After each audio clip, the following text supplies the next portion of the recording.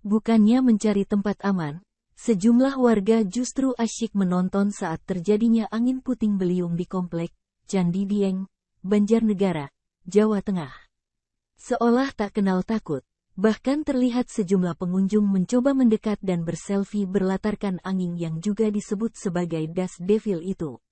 Aksi warga yang mencoba berselfie saat terjadinya angin puting beliung itu viral di TikTok usai diunggah oleh akun @wonosobozon Jumat, tanggal 25 Agustus tahun 2023. Dalam unggahan tersebut tampak angin puting beliung yang berputar dan menyapu tanah di sekitaran candi. Akibat kekuatan angin tersebut, batu-batu dan pasir yang berada di dekatnya pun ikut terbang. Meski terbilang berbahaya, warga yang rata-rata pengunjung di candi tersebut justru tampak santai.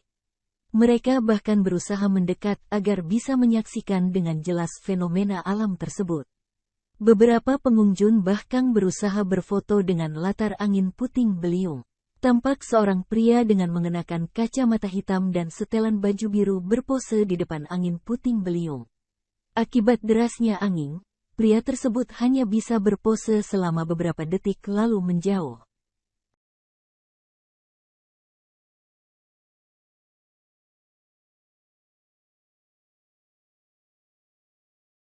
Terima kasih sudah nonton. Jangan lupa like, subscribe, dan share ya.